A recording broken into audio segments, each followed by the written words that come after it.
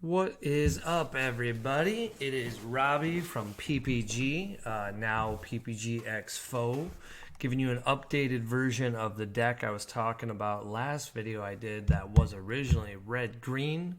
Now we have red-blue launch, and I think we're getting closer to the deck I would want to run for the Invitational. I will say it's not there yet. The red-green version was very clunky.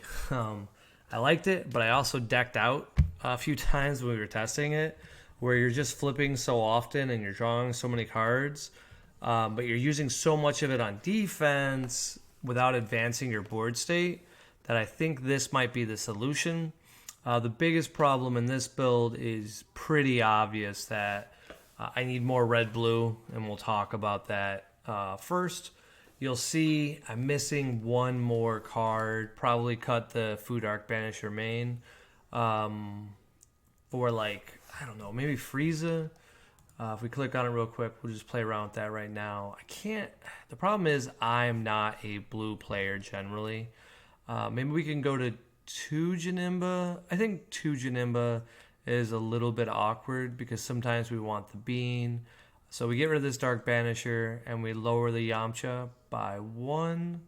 And then I think we're pretty close to our final list here. We just add some good old Mecha Frieza. And like I said, this deck, it's pretty awesome. So let's just do that.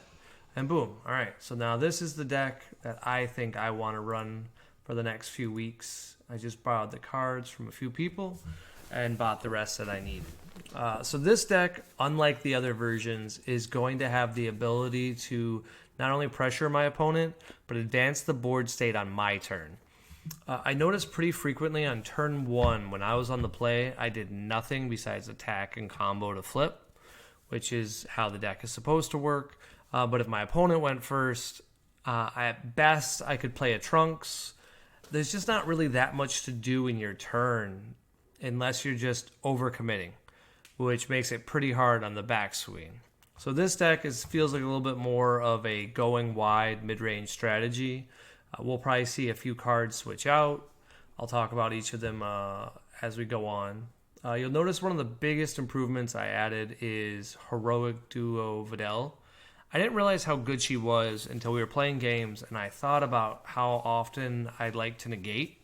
And then, after I negate the first attack, combo with this during the second attack. So, effectively, it was just free. Sometimes you get out of both attacks. It's a very good early game strategy against anything aggressive. Even decks like Dark Brawly, they don't have a ton of attacks coming at you, but stopping a few really makes it so you're going to go to that later turn. And against Dark Brawly, well, now we can just wait till we have a giant board state and we can just crack them in one turn, which is probably how you always beat Dark Brawly with this deck. That being said, you'll also notice if you watch my other video that we now have an extra card. I didn't have any in my red-green list that I'm aware of, and that's because we made room for Bean. Bean is pretty awesome in this deck because, in theory, I can play a Launch, I can play a Trunks, give them double strike, and start putting a fair amount of aggression as early as turn 2, which I really like the idea of. It prevents me from just losing and having some energy left over if I want it, or just going very fast with aggression, because as I talked about before with this deck, these Champas, Isekai, whichever one you like, I will personally be running Champa probably, just because I forget to announce double strike. This deck can really abuse Champa easier because you're never actually losing a card. You're always going to combo as your second card. And it's pretty awesome. So this is the list. I don't think there's any other pieces I have to really talk about. You guys are already familiar with the Beerus Super combo. It'll untap an energy when I'm already tapped out. This is very relevant because the number 1 deck is of course Frieza, not Cooler. No, Cooler is not the answer. Frieza's the number 1 deck right now. We know that based on the last event, and that was the first event where people were already acquiring the cards. After the deck came out, we saw Lord Slug prices skyrocket and pretty much anything yellow skyrocket. Cell Xeno continues to tick up. It's still at like $400. I don't think it's going to ever settle again. That's because the deck is that good and you need an opportunity to deal with it. So in the case of our super combo, we can get out of the tap out of energy to still be able to combo and play cards. Very relevant, very helpful, especially if we do it on an early turn, because sometimes playing these cooler is always a good strategy. Cooler has a little bit of a built-in, I don't know, we'll call it a plus. So as you guys are familiar with this deck, you can see that we're running the super combos, but we're also going to run these good, amazingly powerful tournament promos. These babies give your battle cards that you're comboing with negative 5k of whoever you want to target. You can target a battle card or a unison. This is very important because Cooler does it for the entire turn, and then Launch does an additional 5k. That means if we want to, we can make one battle card easily negative 15k just by simply comboing a Janemba and a Launch. If we get really lucky, we can actually go neg 5, flip the leader, draw 2 cards, then combo the Janemba to then draw 1 more card. So we haven't actually lost anything for our arrival, and then go ahead and arrival and kill that battle card. It's always nice just to pop stuff like that, and versus Frieza especially, they have a hard time sometimes dealing with board wiping. Especially if they went a little bit wider and played like 2 copies of the Universe card to let them put them into play. Dropping 2 coolers down, really good strategy to just kind of get back in the game, which we can do. One thing I'm adding that I think I'm going to like a lot is I'm noticing in this deck, turn 2 kills don't happen a lot. It seems like you need something really beefy to do a turn 2 kill. What generally is happening in my playstyle, and it might just be a playstyle issue for me and how I'm playing Launch, I frequently find that as the game progresses, my card advantage is drastically improving, but my life is staying extremely high as well. So that part I really like about my playstyle with the deck. The negative being, with the red-green build, I really didn't have anything amazing to kill them with besides Quad Strike Piccolo. It just felt like my hands were clunky and I didn't have any untapping. So this is the blue, and that's the whole point of the bean. But we also now have Janemba Bewitching Blow. It's a cool little combo that we can do as early as turn 2 to set up, so that way on our turn 3, especially if we're on the play, to go for an easy kill. If you're not familiar with Janemba Bewitching Blow, he's one of the new cards out of the last set. He's effectively free in this deck. That's at least the premise that we're going to test out. We're going to see if this card, running the combo with Son Goku, Nimbus Master, and Janemba, is enough to warrant this. It may not be. Like I said, I'm very minimally blue here just for Bean and for the untap and our cooler. I think it's just enough with how much we flip and how much we draw. Because on average, you're drawing 3 cards in your deck. Pretty insane for getting to see the odds of cards. That was why I didn't like the red-green in any capacity. I think at one point when Celzina went in for their final kill, I had like 14 cards in hand on turn 3, and I was really excited about that. But it was 14 cards of like 6 10Ks, which I couldn't use. Had I been blue, I could have used every single one of those 10Ks, and possibly, with how good of a hand I had, even nagged the cell down to a 0K. Because I had 4 copies of Piccolo. Imagine if it's the reverse, I had 4 copies of Cooler. Make that cell just go away. Seems unlikely, but it is always possible to kill a secret rare if it is a 40K and not a 45, like some of the other ones. But the basic combo that I'm liking about this deck, as I said before, is on my turn 2 or even on turn 1, I really like the idea of using Son Goku Nimbus Master to draw a card from Launch's ability and then summon a Janemba whenever I want at the end of the combat. So I'm advancing my board state while still protecting my life. This is mostly important on that turn 2 action. Versus some decks like Red Brawly and whatnot, you're noticing that turn 2 is their big turn. So not only do I need some negates, but I also need some board presence to start getting ready for my crackback. This deck has all of that because I can get rid of the Boz, thanks to Cooler, and of course with my TP promo to set up for the kills with my 7-drop Mira. You'll notice I switched to this one instead of Bardock, which I was running a red-green. Bardock is the best to play in red-green because you get that cool Beerus promo combo. But what you'll see about Marisol Disguise is it's free, always important. But 7 cards is extremely easy to have in the drop for this deck. And you almost have too much energy sometimes as early as turn 2, especially if you go second. Because you're just comboing, you're flipping, you're comboing, you're flipping. The amount of cards that you're putting into the drop and playing just add up. And this card is great because if it doesn't kill your opponent, it still lets you have another turn where you can untap. A 30k double strike is very hard to deal with in this format. But thanks to the leader, you still can just combo and draw a card. Unlike Red Brawly Surge, where if you had a copy of Overwhelm cards in your hand and you didn't get that benefit, Launch does not care at all what you combo with. I even considered throwing in like 2 copies of the Bardock free play, where if your opponent takes a life from a critical effect, you can go ahead and special summon him. In large part because I knew that if I got multiple copies, I could always combo them away to draw a card, giving it kind of like an advantage for something that used to be a major deficit. The problem is I just don't have enough space in this current list. The flip mechanic itself, I'm only taking up 10 spots. It still is a lot. Some of the other cards that you just need to run just to utilize Launch a little bit is like this one, County's Most Wanted. Although it's a little bit situational, man, this card is powerful. To make room for it, I probably have to say Bulma Bunny Girl finally goes away, only because we don't have as many targets for her. If you're counting, we have a Yamcha's, we have the Heroic Fidels, we have the Intensifying Trunks, but we don't have a lot of ways of bringing her back, unfortunately. So maybe that is the solution, to throw in those 2 copies of it while we're here. So we could try that, just for my final builds for this weekend. Good old Bardock.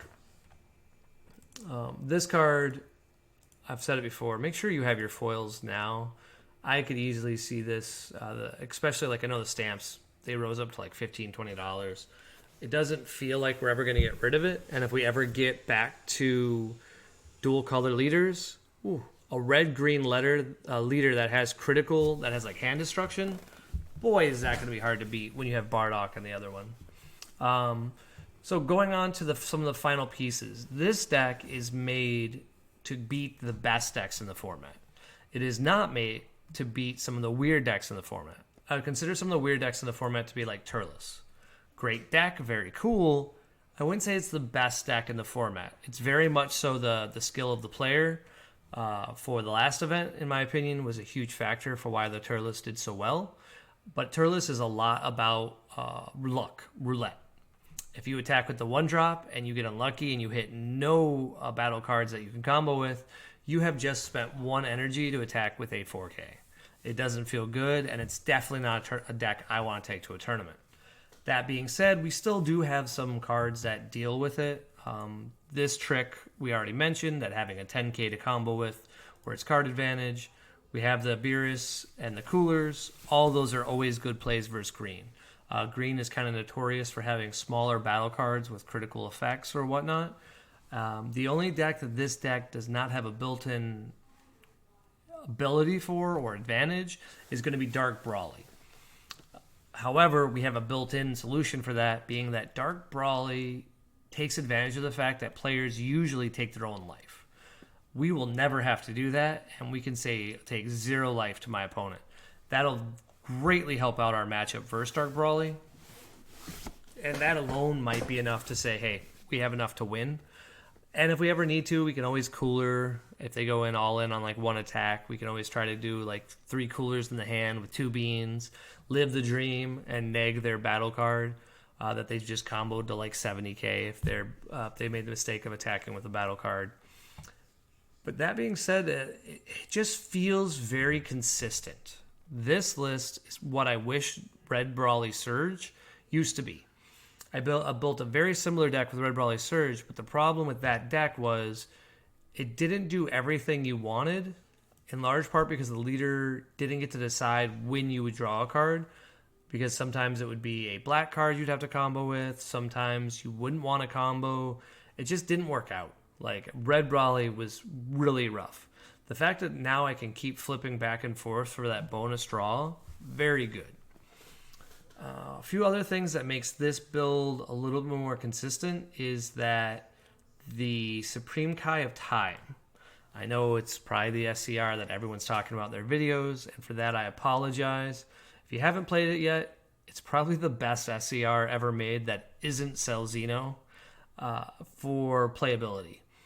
Activate main, you get to choose this card and send it to the warp, and all of your opponent's battle cards and Unison cards all go away. Super relevant with this card just because we don't have a way of getting rid of a lot of blockers outside of combat. So this can let us do that in the activate main section. And of course, the activate battle, your opponent can't attack with leader cards or Unison cards for the turn.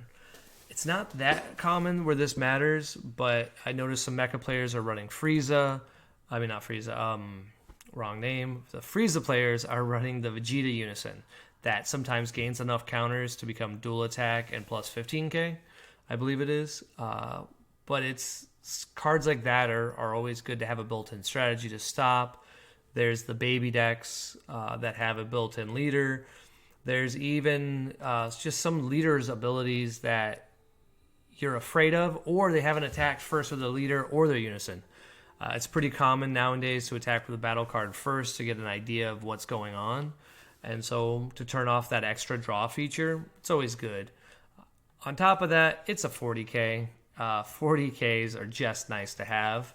When you combine, let's say, a 40k with a Champa, and we have a Mira available in one turn, you can easily just KO an opponent with a very small hand. I don't expect this deck to have a small hand, but if it happens, you're set. You saw it before in all of my lists, probably for red going for a while. We're always going to have this specific Unison. This Unison is so good because your opponent will be forced to attack it because they're afraid of the draw card. But with how often you're drawing cards anyway, you're just going to keep drawing more copies of it generally, and you're just wasting their attacks. I hate to say it, but probably to beat this deck, the best thing is to ignore the Unison because the ultimate doesn't do much.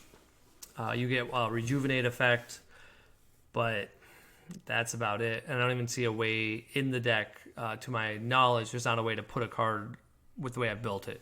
So you'll never actually get the rejuvenate. But the activate counter skill will be relevant. It's always been relevant versus mecha, especially 2 energy whenever they counter. Go ahead and KO a battle card. If you activate a Yamcha and they respond with a cooler, well, that card you were trying to Yamcha will die anyway, thanks to Piccolo Jr. I really like the utility of this deck. I'd say the only thing I'm missing is probably to make it even more blue, to really go all in on this strategy, and possibly cut this launch here and cut the Videl just for more blue. Son Goku's a combo card where the colorless doesn't matter. And the intensifying power Trunks could easily become any other battle card that's self-awakening, like an Awakened Talon Pan, or I have no idea what blue battle cards are self-awakeners. I'm not going to lie. The last time I ran blue was when we had the good old mecha in the format, and it's been a little while where I actually went pretty deep in the blue. But this deck, the negative to doing that is, of course, we lose the Piccolo Unison, and I don't know of any other Unison that would make this deck quite as consistent and have a built-in, free play that's going to be relevant and draw power. I don't know if it needs it, but this is where I'm at for the moment. Like I said, I think this is where I'm going to take Sunday to try to do very well for the PPG Invitational event. Hopefully you guys are going to play in it. I'll make the deck public, so if you guys want to look for it, you can take a look. It was made on 1/26. It's just called Launch. And you can see what I've changed about that in between the time that this video gets updated and my final submission. Because I imagine this will be the exact one that I edit. If you have any cool ideas for it, let me know. Because like I said, it's meant for the meta. And so I feel like this is a very good situation deck where I don't think I'm going to be worried about a lot of different decks out there. I'll kind of be the opposite for once, where I get to kind of sit back and not take so much life. Red Brawly was rough, let me tell you. The fact that you started almost every game at 4 life made it very hard for a player like me because you had to make a decision between when to pull back and stop being so aggressive and when to stop taking your life for card advantage. And I don't think that I did a very good job of managing that playing Red Brawly. I still have the deck built over here. I haven't sold it yet because I still think Red Brawly might be the best deck in the format. However, if we can figure out the final pieces of this deck, and I like it, after testing it in real life, we'll probably sell Red Brawly. So if you see me posting that Red Brawly is sold, well, you know why. You guys have a good day, and I will send you guys I'll do one more video probably of this deck series after I've had a chance to test it.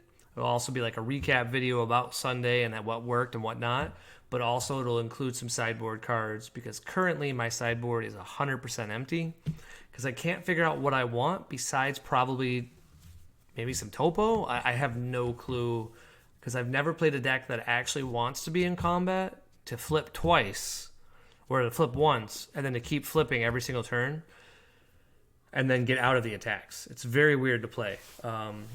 One of the best ways to play against it, ironically, is to sometimes just pass your entire turn.